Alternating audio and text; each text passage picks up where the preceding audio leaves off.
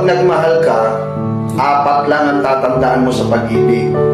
Nasa una, ang pagpapakilig. Nasa pangalawa, ang pagpapahalaga. Nasa pangatlo, ang pagpapakumbaba.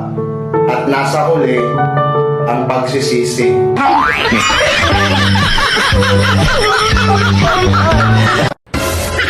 Di baling hindi tayo maganda. Ang mahalaga, masarap tayo. Oh my God! Magluto.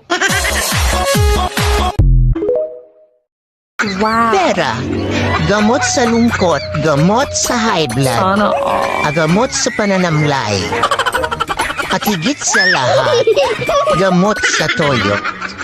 What?